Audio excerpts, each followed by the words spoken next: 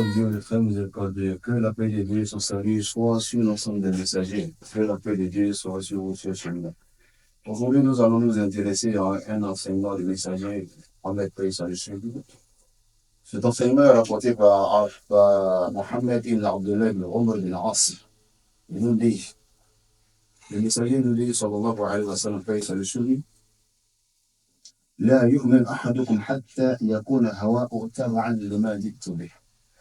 Il dit, l'un d'entre vous ne sera véritablement croyant que lorsque sa passion va sur la révélation. Ça veut dire beaucoup de choses.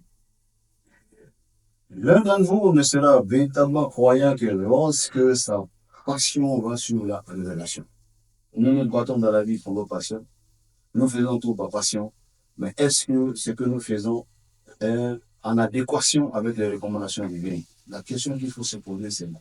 Parce qu'il ne suffit pas de vivre et puis après la mort, sortir zéro. Il faut vivre, mais aussi après la mort, il faut que nous ayons la belle part que le Seigneur nous a réservée. C'est ce que d'ailleurs il a dit à Paul,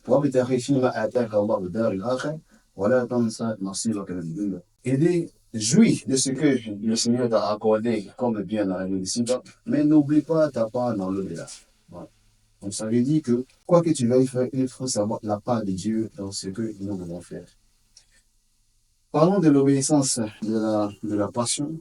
Le Seigneur a donné cette recommandation à David, par exemple, dans la sourate 38, verset 26, il a dit, il dit, David, ne suis pas ta passion parce que elle va te garer du chemin de Dieu. Il dit, ceux qui s'égarent du chemin de Dieu, ces personnes-là auront des châtiments. Alors, lorsque quelqu'un est châtié, il n'a pas à se plaindre, parce que c'est un choix de vie. On ne peut pas vouloir choisir de vie comme nous voulons et puis espérer avoir la récompense qui appartient à Dieu.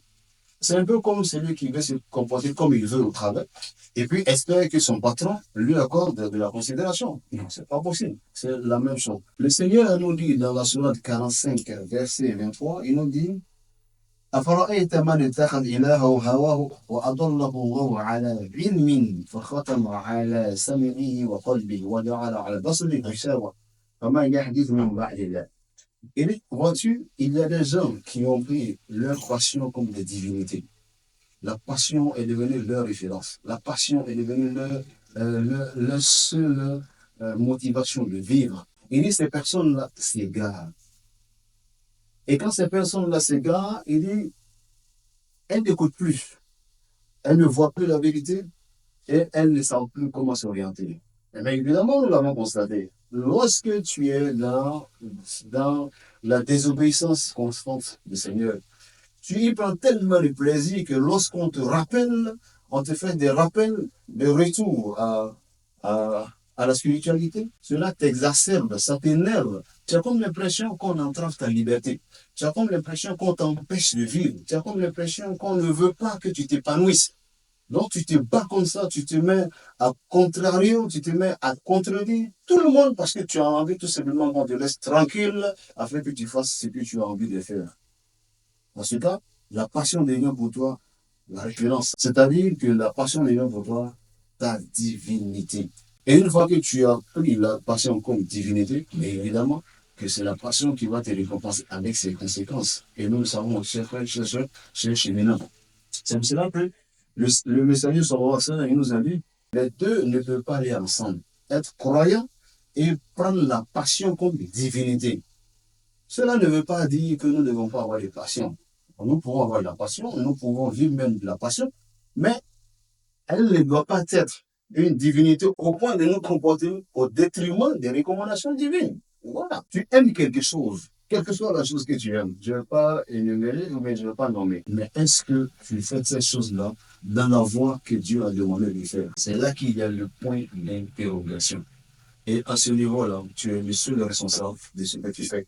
Car Dieu va t'interroger, toi seul, au sujet de ton comportement et tu devras répondre. Et c'est sur la base de cela que tu auras, n'est-ce pas, ta récompense. Et c'est pour cela que le Seigneur tout nous dit, il dit, il dit, celui qui espère rencontrer son Seigneur et qui espère qu'il lui accorde la récompense, فليعمل عملا صالحا.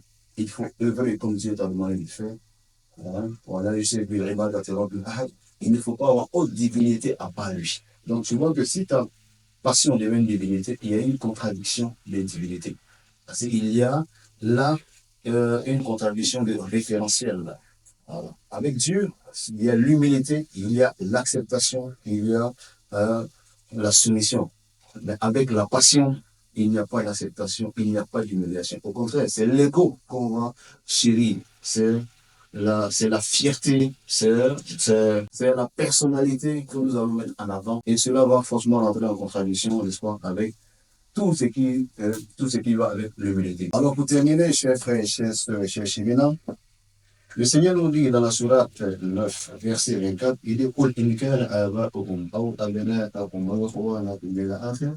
il dit, sachez que si vos pères, vos enfants, vos frères, vos épouses, vos époux, vos proches, ce que vous avez acquis comme fortune, ce que vous avez comme notoriété, si cela est important pour vous, que Dieu et son messager attendent un commandement venant de sa part, car Dieu ne guide pas les pervers.